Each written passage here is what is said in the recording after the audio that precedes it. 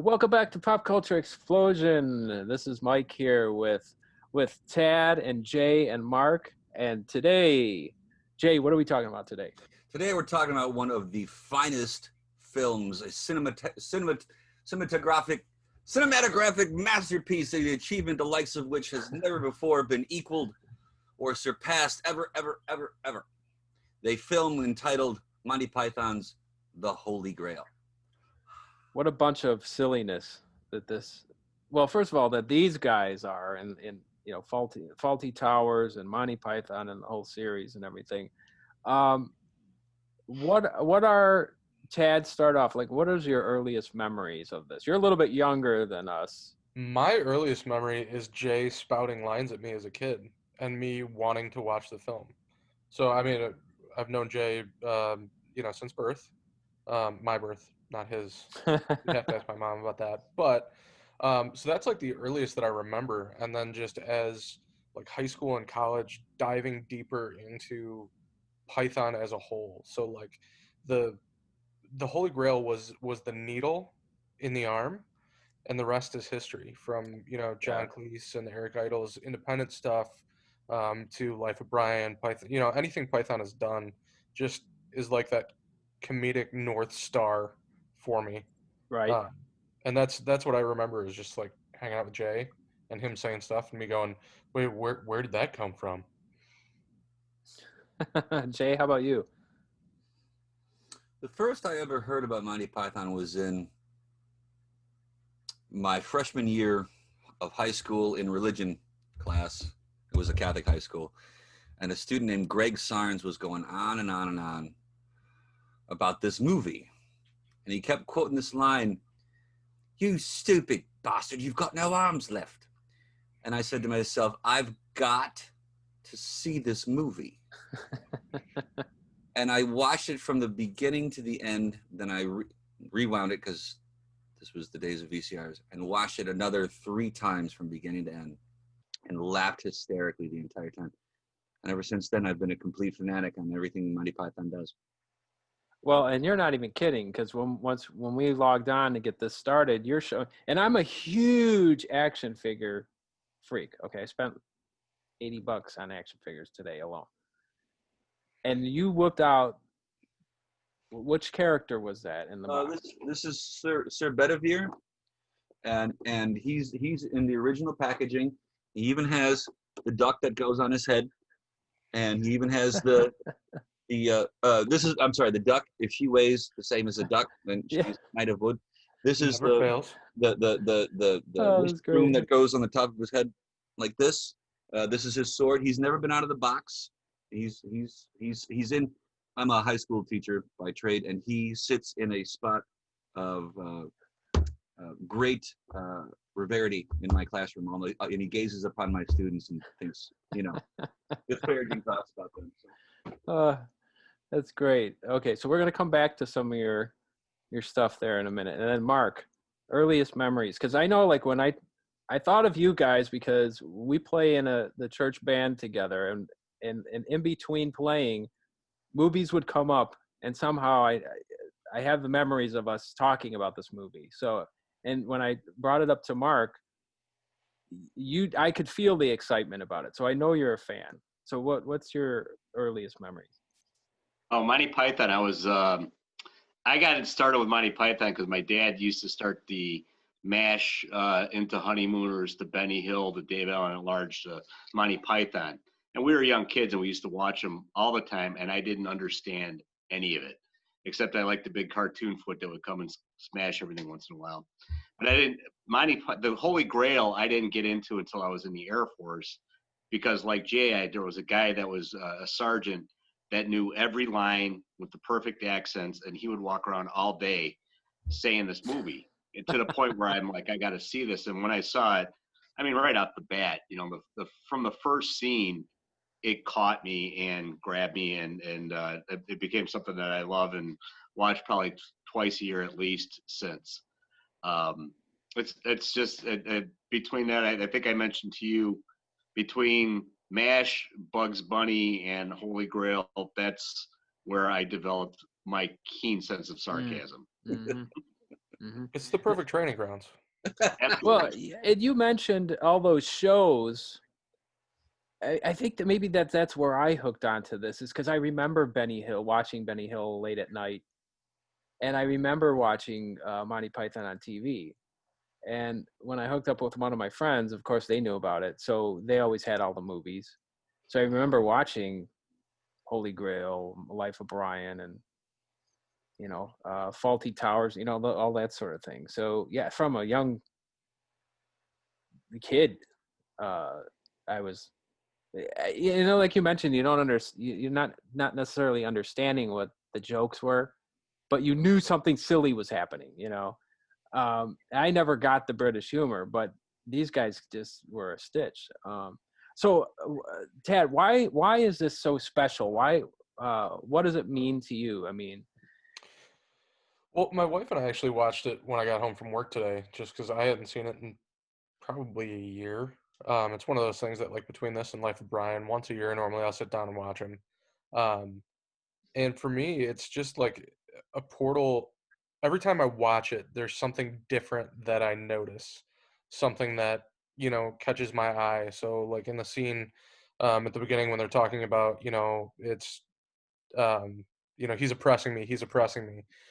And just like clicking in my brain of like, wow, some things don't change in 50 years. This is in film, yes, like, just like it's always been, it still has its pulse on culture. That, and it just reminds me of a childhood, and reminds me of you know my big brother Jay talking, teaching me the ways of the world. So it's just like, it's that idea of, one, it's a family thing. Two, it's still applicable. The jokes are still just as good today as they were 10 years ago, and as they will be 30 years from now. Um, and it's just, I always see something new or find something new every time I watch it. Jay, why is this special? So, what is it meaning? What's the meaning to you? That was very profound, Tad. Also, I mean, Well, I mean, and good also answers. when you're looking at, the scene, there's 150 of them. I think I could take them. That always just makes me laugh like an idiot. I think what I find special about it is it. There's a number of things. One, the genius involved in it, the absolute free range genius of these, 5 British guys and 1 American guy who were just trying to make each other laugh. And they had this story, and it was way out of their budget. If you look, like, for example, in this picture behind you, they're all wearing chainmail. It's not real chainmail. Mm-hmm. It's knitted wool. And they had all these great ideas like this to tell the story, even though the budget wasn't even remotely close. But more than that, it's the freedom. It's the absolute unabandoned way in which they went about making people laugh. These great ideas. I still quote lines all the time to students, to fellow teachers. As Tad said, it never stops being funny. It never stops being relevant. And this is almost 50 years ago that these guys just came out of the blue with this. There's such a freedom. There's such an unrestricted, almost joy to the way they make people laugh, and the way they go about crafting this humor, that it's, when you stop laughing, you almost have to step back in awe that these guys were able to do this 50 years ago, and still do, and everything that Monty Python does has that same feeling of freedom, of, I don't know, of just goofiness. Like, I don't know, we'll try this and see if it makes people laugh. Oh, the cheese shop. And everything they do is just a knockout hit out of the park. And it never stops being funny. Mm-hmm. How about you, Mark?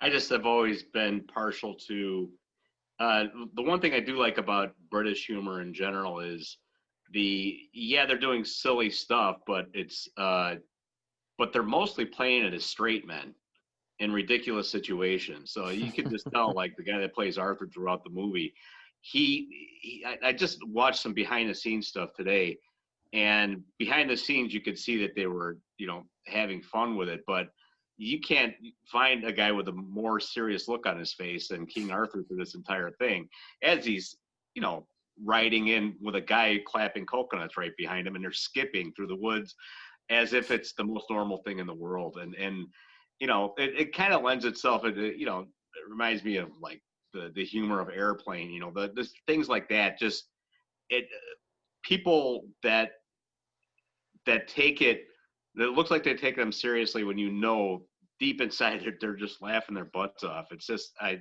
love it. I can't get enough of that type of stuff.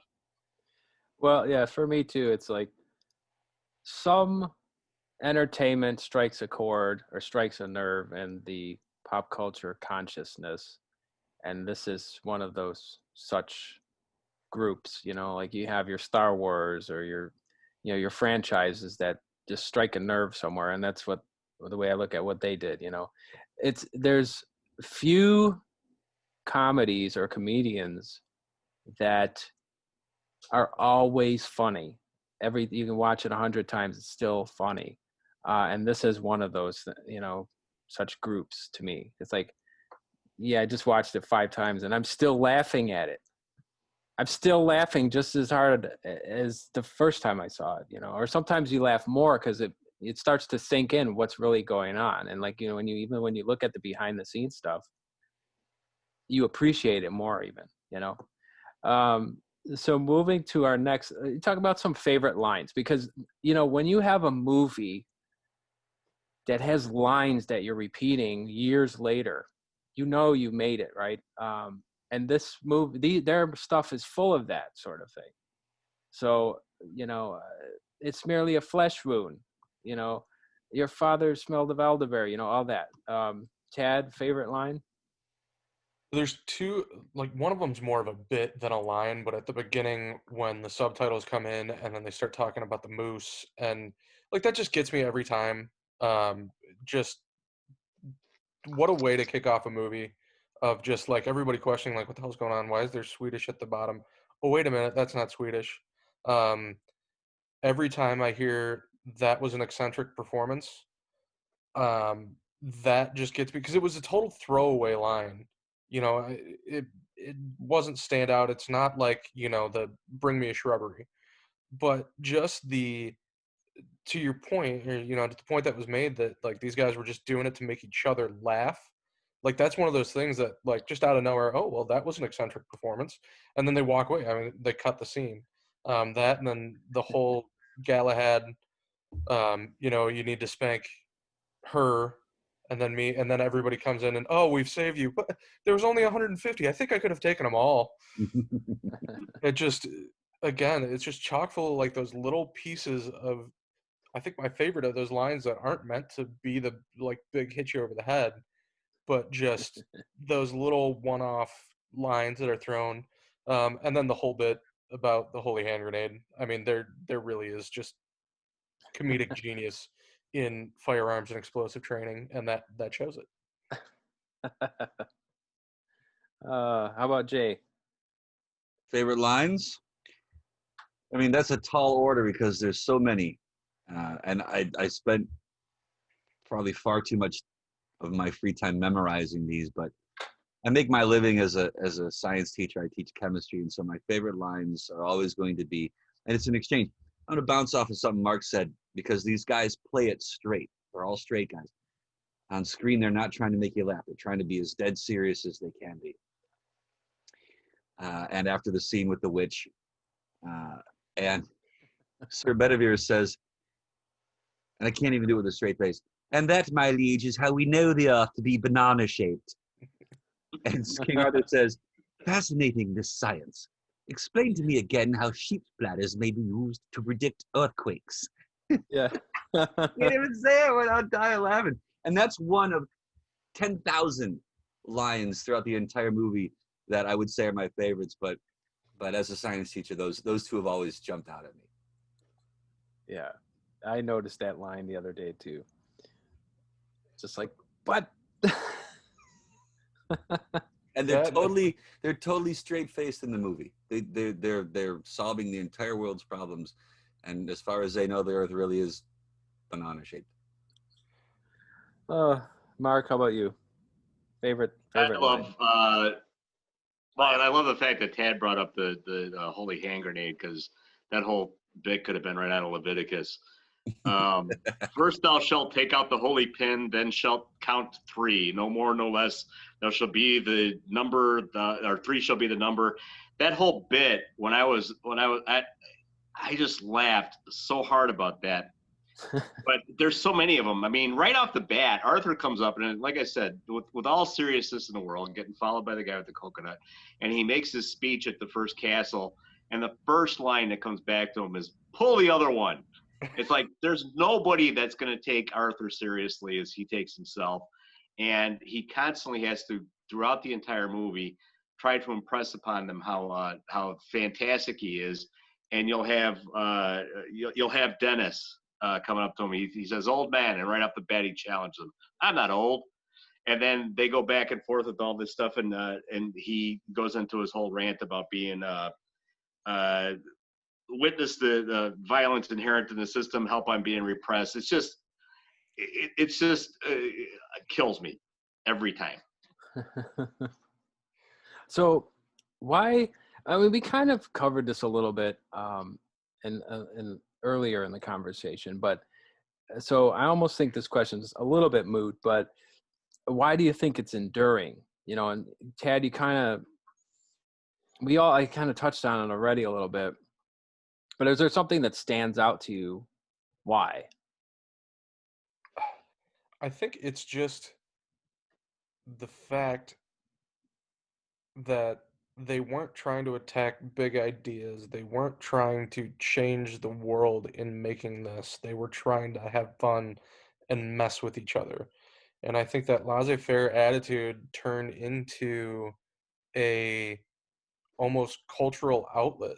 Because, like you said, I mean, the mark that, being oppressed, or to bring out your dead, and just like these things that they were doing that were ridiculous, basically, outwriting a communist manifesto in the first 5 minutes of the film, but playing it like it is, they are creating an uprising, when all the while it's just pure sarcasm through and through. It's one of those things that, like, I think, without meaning to, they put their finger on the pulse of what was going on at the moment, and that has transcended, because we're still dealing with the same issues we were 50 years ago. Yep. Jay, if there's, what would one thing be as why you think this is so enduring? I think that art in all forms, music, theater, cinema, painting, sculpture, genius is always immortal. This is still going to be funny 10,000 years from now. And genius is like that. It's like it's why Zeppelin is never going to not be good. It's why Picasso or Monet or Van Gogh are never going to not be good. It's genius, and when you see it in action, when you see it getting made right before you, it's that much more impressive. And these guys, they're all geniuses. They're timeless. I don't know if they knew when they were making this how timeless they were, but they're also having a blast doing it. And for me, that's what makes it enduring. That's what makes it last forever. Thoughts, Mark? Well, I think everybody likes making fun of self-importance. Yeah. I could keep on going back to Dennis, because that whole exchange. Well, actually, the guys in the tower right in the beginning, getting into the swallow conversation. Here you got this king sitting here telling them how it's his right to rule you, and you are my subjects, and they're questioning the stupidity of him walking around with the coconuts, and then debating and just pretty much ignoring the fact that he's there. And then they run into Dennis, and Dennis is obviously some sort of he'd probably be a communist today or whatever, but he's talking about the labor battles and the classes and all that stuff, and he seems a whole heck of a lot more educated than Arthur, but who he was a king because a watery tart threw a sword at him. You know, it's just I think that inherently has some universal appeal. The people that are important just maybe by birth or through no serious work of their own, and the people that aren't working, I think there's always going to be an appeal to that. Yeah, the idea of the self-made millionaire versus somebody that works hard for it. And just, I think, Mark, to the point that you made earlier with, Arthur playing it like it is a Shakespearean play that, he's going to win an Oscar for the whole time and then being ignored. It's just like that. You hit the nail on the head there. So we're coming towards the end here. Jay, I know you have some artifacts to share, which I thought was just a stitch. It just kind of just proves the fact that you belong in this conversation with the action figure. And what are some of the other memorabilia you have? So here is a set of coconuts when you go traipsing through the forest. And then my favorite is the rabbit of Carabanok. And this is the rabbit that Tim the Enchanter warns them about. And so I spent a lot of time memorizing Tim's speech. And this is the guy at the very end of it. And at the end of Tim's speech, one of the knights says, "What do you mean, behind the rabbit?" And Tim goes, "It is a rabbit." And then what's he doing? Nibble your bum. And then the knight attacks, and the rabbit just chomps his head off. So I keep this in my classroom too. He's got a special place. Well, you said you memorized the speech, though. We need to hear that. Some call him Tim. None of those that told me. All right, here we go. Then follow, but follow only if ye be men of valor, for in yonder cave lies a beast so foul, so cruel that no man yet has fought with it and lived.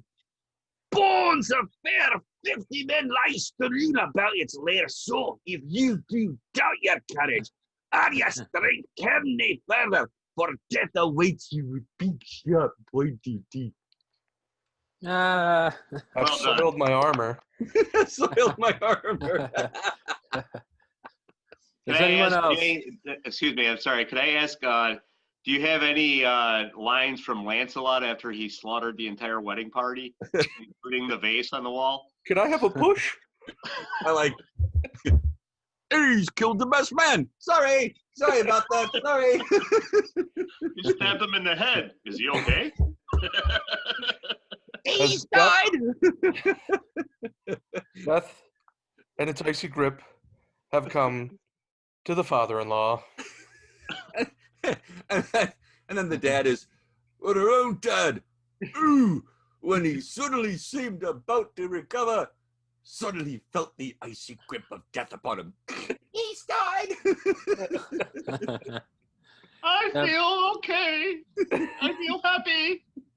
I think I'm getting better. I think I'll go for a walk. We could probably do a 25-minute episode of just lines. Just turn Jay loose. Don't do that. Your viewership will decline precipitously. I mean, I figure at some point we all got to get dressed up and just walk around like downtown Oswego yelling, "Bring out your dad."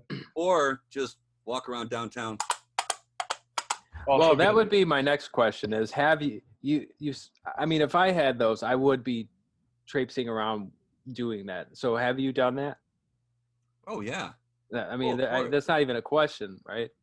Well, me and some of my friends, there's the designated coconutter, and he's the guy that has to walk behind everybody else. So you've got 5 people doing this, and then the guy in the back. Does he have the giant backpack on? He's got the giant backpack on, Okay. like this, and then he does that for about 10 minutes, and then you switch. So So final thoughts. Monty Python and the Holy Grail. It's just cemented in cinematic history, a classic, the type that you would watch once a year. It's on Netflix right now, actually. Um, any final thoughts? I think that this is just one of those things that, you know, as a child, there are certain levels, and this is one of those levels that you have to pass. You get like this, and then maybe like, I don't know, Blazing Saddles. Then it just kind of Caddyshack. Um, that just you got to hit those points before you can really call yourself an adult. Jay, final thoughts? Well, anything that can make us laugh at ourselves, anything that makes us take ourselves less seriously, is always going to be important, and especially these days when we need to laugh as much as we can. And the cool thing about anything that Monty Python does, and especially Holy Grail, is, man, when you turn that movie on, you're going to feel better. You're going to laugh. You're going to be smiling. You're going to forget about stuff for a while. What better gift is that? And that was almost 50 years ago, and this is still given. I don't know if these guys knew when they were making this how big a gift to the world they were giving, but I certainly appreciate it. Mark? Yeah, to Jay's point, if there's anything that this world could use right now, it's a little bit less taking ourselves so seriously. I would like personally to have my own traveling minstrels riding behind me, telling me how brave I am as I run away. Until you mess it up. I think there's a lot of people in Washington that could use that. But yeah, taking the ability to not take yourself seriously would be fantastic these days. But and I tried that's something that's always been a little difficult for me. So I appreciated having lessons in it in any way, shape or form, and Monty Python is definitely one of those. So and one Well of the said. best. Well said, gentlemen. All right. Well, final thoughts for me is just that I've been watching this since I was a wee lad, and I will continue to watch it. And it's probably after this conversation, appreciate it even more, and probably dig a little deeper into their comedy. I'm a Wikipedia researcher person, so I like to learn as much as possible and about this anything I'm into, and learn more about these guys and what other comedies they had to offer if I missed anything. And I pretty much agree. We need laughter is medicine. And with that being said, thank everybody for joining us today on our little Monty Python panel, and we will see you in future episodes.